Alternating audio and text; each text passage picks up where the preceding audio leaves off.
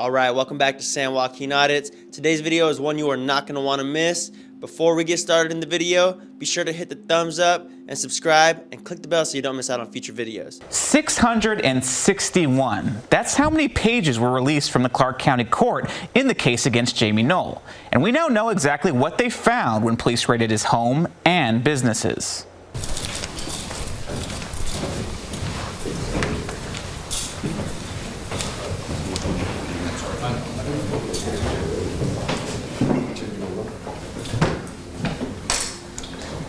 If you have been following this channel for a while, along with the channels for public safety and official misconduct, then you're probably aware of how excited we are to bring you this news. Former Clark County Sheriff Jamey Noel, who was also an actor on the show 60 Days In, was arrested earlier this month. I say actor because behind the scenes during this show, it turned out he was actually a criminal while portraying to be a good public servant that protects and serves his community. Chris and Tiffany from the channels I had mentioned earlier had been reporting on the corruption from this department for the last 2 years, and it took authorities this long to figure it out and act on it. Jamey has been charged with 15 felonies, 1 count of corrupt business influence, 1 count of obstruction of justice, 5 counts of theft, 4 counts of ghost employment, and 4 counts of official misconduct. The lid has officially been popped open in Indiana, and I can happily tell you that this is only just the beginning. Ah, there we go. What's up, buddy? It's a good day, isn't it? A lot of hard work.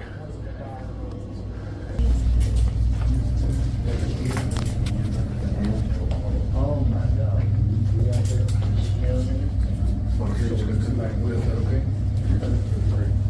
Oh my God.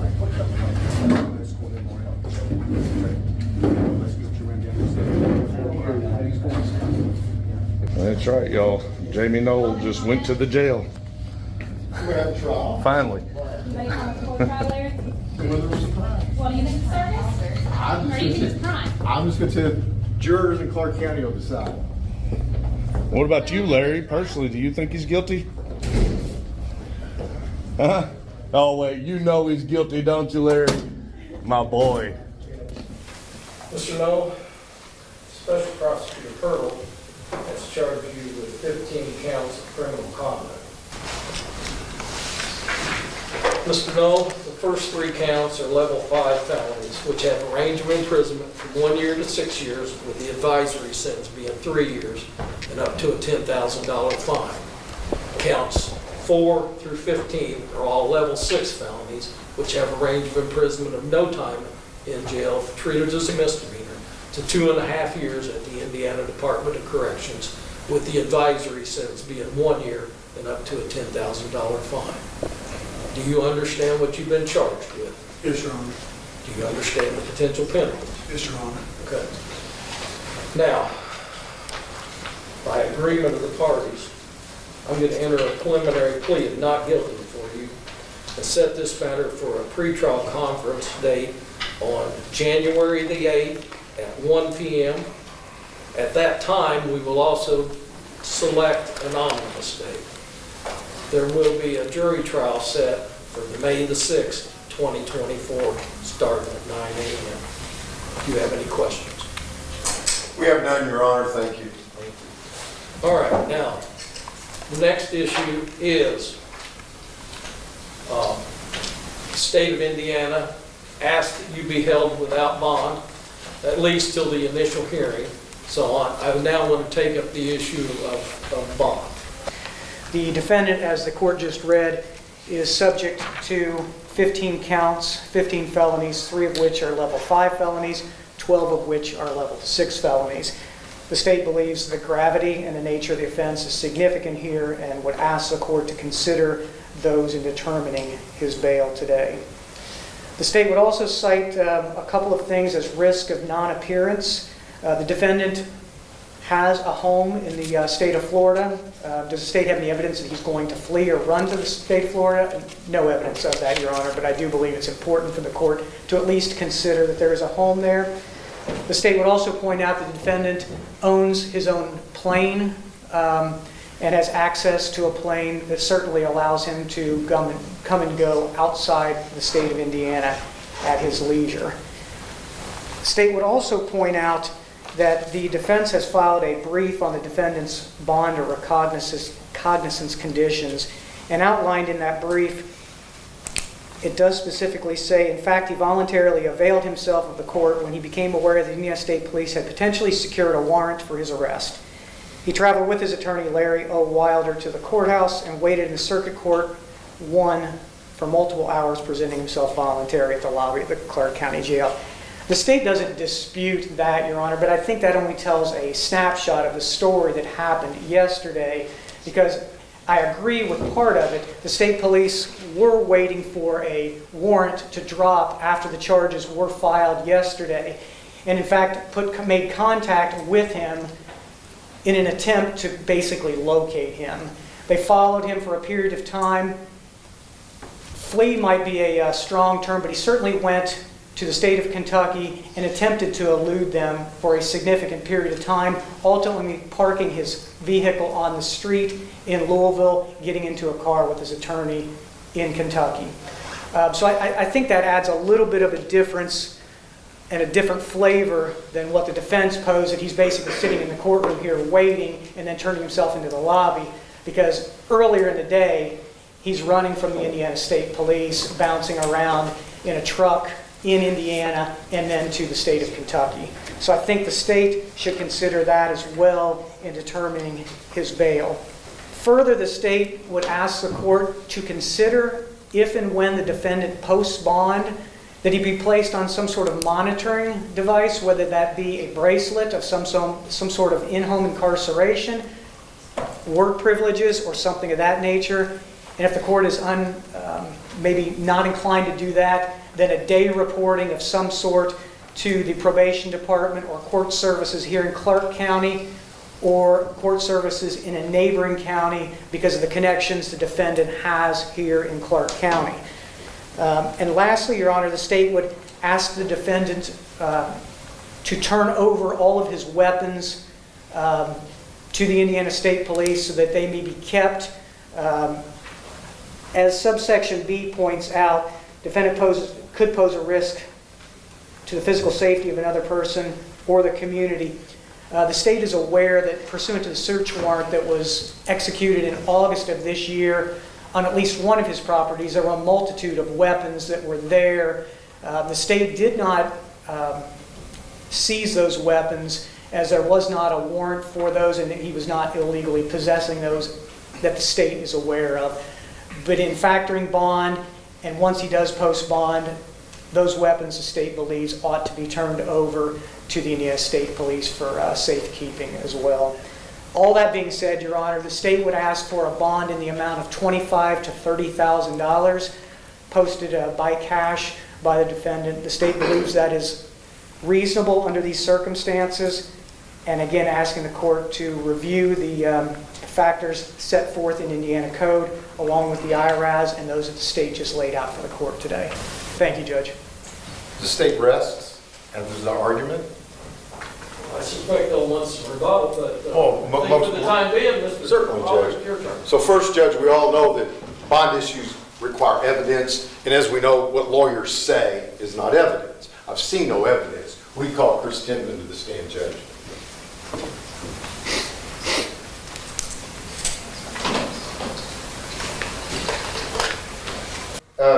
You review whether or not that this new offense has something to do with any other old offense, correct? Yes, all those factors combine into the. And none of them apply to Mr. Noel, do they? He scored a low on our IRAS. And how low can you go on an IRS and be the lowest you can be? It would be a 0. And what is Mr. Noel's score? He scored a 0 on our IRAS. So based upon what Indiana Supreme Court's adopted through this trial rule, which is evidence, right, that the finding is that he has a 0 risk of flight, correct? He would be a low risk of flight. He scored a 0 on the IRS. And with having scored a 0, we agree that the Indiana pretrial release rule says that he should be released on his own recognizance, correct? Yes, and I put him as a level 3 on the supervision. And what's level 3 supervision? So Judge Medlock understands, because he's from Washington County, we have different things here. What's a level 3? I'm from the country. Yeah. That's not correct, Judge, Washington County. Level 3 is our lowest level of supervision, Which is what? is 1 monthly contact with an officer in person. Now, you heard the government's argument through its special prosecutor as to what they recommended the detention be. Could you enlighten us all as to what he's asked for? What level would that be of supervision? Right now, currently, we don't do any HIP, but that would be, at least, that would be level 1, which would be the most restrictive. And what is, when somebody's on the most restrictive type of pretrial release, in your experience and based upon your time doing what you've done, what are the crimes that usually constitute that? It would more so be with any past pretrial FTAs, or a risk of if they don't have a stable residence and things like that would be more so related to the amount of contact that we would like to have. So what he's asked for is the highest, which is for the most prominent criminal offense and criminals, correct?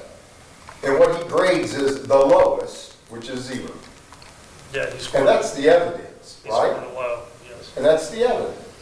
And you were aware that Mr. Noel and his lawyers waited until there was a warrant signed, correct? I'm not aware of that. Okay, then I have no further questions, because that would not be evidence, because you don't have personal knowledge. Yeah. Judge, I would move in the IRS as evidence as it relates to what bond should be, and we would just ask that the law set out criminal trial rule 26 be followed, and that our client be released on his own recognizance at the level of supervision that seems to be appropriate based upon the evidence presented by this witness who's qualified to testify. Any objection to the admission? No, Your Honor, no objection. I'll show it. Cross-examination, Mr. Hurdle. Mr. Tiffany, I guess maybe I don't fully understand, or maybe in Ripley County we use the IRS for something different. Is it your testimony that if someone scores a 0, they should be released on their own recognizance each and every time, no matter what's the charge? No, sir, I don't Okay, because have. that's what I got. Judge, could he answer? He wasn't finished. He asked a question. Can he answer? Is that an objection? It is an objection. He cut the witness off and he wasn't finished answering. Response, Mr. Hurdle? I'll withdraw the question. Thank you. Ask it again, Your Honor. You may. So all due respect, I'll repeat the question, Mr. Tidman. Is it your testimony today that if someone scores a 0 on the IRAS, the court should just release them on their own recognizance? No, sir, that decision is up to the judge. I can only simply make an IRAS recommendation and a supervision level recommendation. Okay. And so you're not saying bond should be 1,000, 5,000, 10,000. You're talking about once bond potentially is posted, what the supervision level you're at least recommending? Through our pretrial services program, you could be released on your own recognizance to pretrial. You could have a bond and then report to pretrial as well. Okay. Now, who employs pretrial services in Clark County? Could be the Clark County government. Okay. So who do you report to? Who do I report Yes. to? The chief probation officer and then the judges. Okay. Do you work with the sheriff's department at all? Directly in the mornings, they get together our defendants for interviews in the morning. But as far as like a face-to-face, not daily. But we do communicate with the jail every day to get our defendants for interviews. So they provide you information and access to their inmates? They provide us the ability to talk to the inmates for the CR 26 interviews. And you said you've been employed for 4 years? Yes, sir. And during those 4 years, was the defendant the Clark County Sheriff at that time? Yes, sir. Okay, so you had to receive permission, at least at some point in time, from him or his employees to access those same different defendants for the IRS, is that right? I've never personally communicated with Mr. Noel, to my knowledge, but I do communicate with his staff through the jail, through the interviews. And obviously, just like the staff now reports to Sheriff Maples, at one point in time, that staff reported to then Sheriff Noel. Do you feel comfortable supervising somebody like Mr. Noel? Judge, I want to object to the characterization of the question. Somebody like Mr. Noel? Are we talking about somebody that scores a 0 on the IRS? What are we trying to imply? Somebody like Mr. Noel? State the objection, Mr. Wilder. I object to the characterization of the question. It implies something that is nefarious as it relates to my client. There's no evidence. There's still no evidence from the state of anything. Response, Mr. Earl?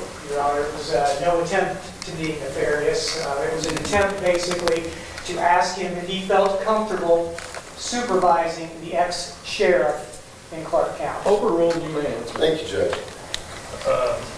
I understand what you're asking. I don't personally I do too. I think supervise. Mr. Wilder did too. I do the assessments.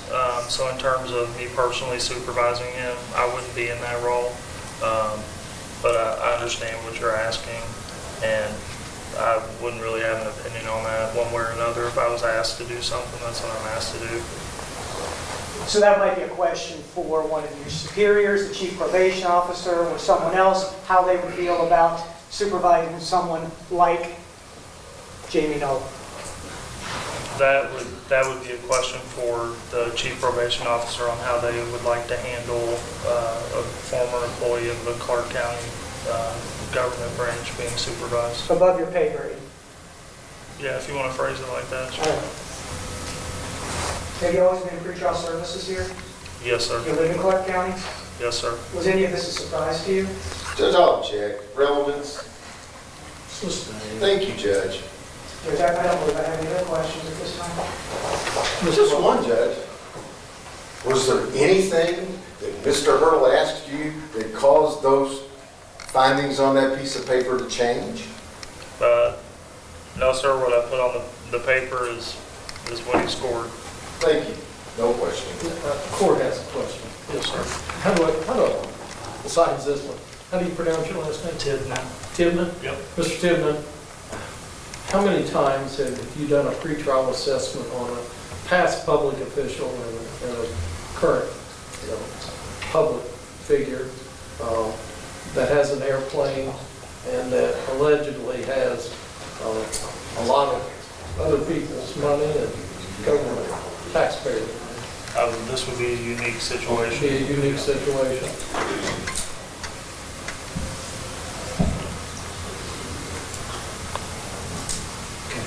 That prompts any questions from either side. Not from the state, Your Honor. I am no judge. Thank you. Thank you. Think you can step in. Any other witnesses, Mr. Wilder? Your Honor, at this time we've provided all the evidence that's necessary, we believe, to support our argument pursuant to Trial Rule 26. Mr. Wilder, I was given your brief just moments before I came out here. Would you like to summarize it for me? Your Honor, there's really no need to summarize the brief because what really matters is the government provided zero evidence. Lawyers' words are not evidence. Statements that Mr. Hurdle made are not evidence. We do evidence-based bonds now. The trial rule is clear. The statutes are clear. The only evidence before the court today is what we heard from the gentleman who's trained to make that determination as to what his IRS is. The only thing we follow based upon that is what the Supreme Court of Indiana has told us we follow. Trial Rule 26. He is not charged with murder. He is not charged with treason. He was not on pre-trial release for an unrelated matter. He has never been arrested, and he is not on probation or parole or under a community supervision program. The Supreme Court states that the IRS indicates that he is not a risk of flight. Therefore, we ask the court to place him on level 3 supervision and that he be released today on his recognizance. Mr. Hurdle? Your Honor, the state will rest on its prior evidence that was placed before the court in my first round. I think probably to clear up the record, the state has no issue with Mr. Tidman in pretrial services in Clark County. I think the state is trying to be cognizant, as the court is, of potentially supervising an ex-sheriff, a public figure, someone like Mr. Noel, no nefariety noted there either, But if Clark County is in a position that they want to supervise, and if the court feels that ultimately after bail is posted, the pretrial services in this county are most appropriate, then by all means do it. But I think that there certainly could be some at least perceived conflicts.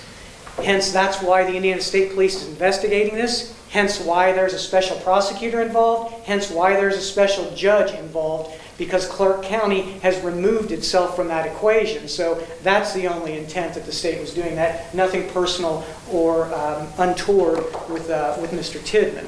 So the state would ask the court to consider that in any determination it makes today with respect to bail. I have no concern with Mr. Tisdale in regards to his veracity. Mr. Wilder, I'll accept your offer. He will surrender his passport to you by noon tomorrow, and then you will surrender it to the court by 4 p.m. next Monday, because it's my understanding the court here is closed tomorrow. Yes, sir. He will surrender all firearms except one shotgun of his choice to Indiana State Police, be it from the country, or as Mr. Wilder said, Washington County. I keep my shotgun with double-aught near me, along with my .45, but I think one shotgun for personal protection is appropriate for him to maintain. He will not leave the state of Indiana without permission of the court, and they'll post $75,000 in cash. Mr. Noel, this is a unique case. Mr. Wilder, I know you wanted him released without posting any bond, but it's a unique case, and if you don't like my decision, I'm happy for you to appeal it. It won't be the first time you've appealed me, and the Court of Appeals told you I was right, so I'm happy for you to accept that challenge if you're so pleased. I'm not going to have you report in. I think there's enough media attention, there's enough public eyes out there that if you do anything stupid, it'll be brought before the attention of the court. So I implore you not to do anything stupid. Judge, if I may, could we bring the firearms to the court to be inventoried before we provide them to the state police? Because the vehicles that were returned to my client were damaged and the brake lines were cut in one of those vehicles. So we would prefer to have an inventory of his firearms, that the court staff sets up photographs of those firearms before we give them to the entity that's returned damaged property to us. And then the second question, Your Honor, is obviously when money was, we're going to post the $75,005, but that money obviously has been put in my trust account. Therefore, I will be, is it sufficient to sign a trust check from my trust account to pay to the bond? Because getting $75,000, walking around with $75,000 in cash bothers me, Judge, and it all went into the bank.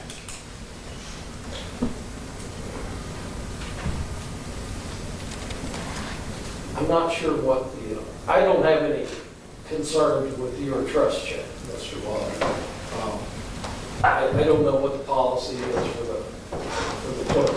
They accept my trust checks, Judge. And that's fine. Mr. Hurley, in regards to the issue of the inventory of the firearms, what's your position?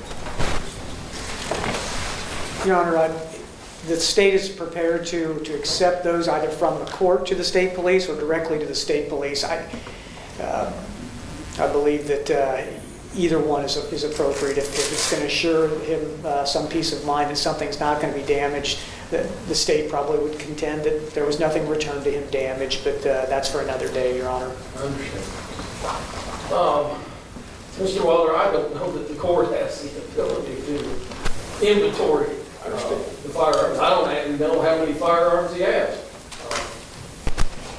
Judge, could we allow the Jeffersonville Police Department to inventory the firearms, photograph the firearms, and then transfer them to the state police? I don't have jurisdiction over that. If the Jeffersonville Police would do that, Judge, is that sufficient? No. Here's what you may do. Yes, sir. when they're surrendered, have someone from your team be there to monitor. Yes, You want sir. to take photographs of them as they're surrendered to show the condition that they're in, that's fine. Yes, sir. You can do it one by one. When can that be accomplished? And Mr. Noel? Yes, Your Honor. You keep one shotgun only. Try to deceive me, you will not like the consequences. Understand? Yes, Your Honor. Okay. And then, Judge, the issue of return of all other items seized, we can just take up in another hearing? Well, it wasn't set for today, so No, yeah, we'll deal with that at another time. I assume, now that everything's gonna be unsealed, there'll be a lot of new things brought before the court that yes, sir. we'll address in due time. Thank you, Judge. So there you have it for this one. He posted a $75,000 bond, and we will be waiting for his trial. I'll continue to report on his trial as it plays out. Personally, I think Jamey Noel's lawyer is a clown, and I hope the court and jury can see through his antics and bring his client to justice in this case. This guy wants to act like he is Bruce Cutler defending John Gotti. The bottom line is his client was a public servant that was being paid by tax dollars and was knowingly committing crimes when he knew fully well what he was doing and what the consequences were. He should be held to a higher standard, but I hope that the judiciary system does not protect this criminal just because of his prior position as sheriff. Once again, I ask that you all consider subscribing and supporting this channel. We work to bring you police accountability content and interactions. We don't go around pepper spraying sock store owners for clicks and views. Thank you for watching, and I will be back with another video soon.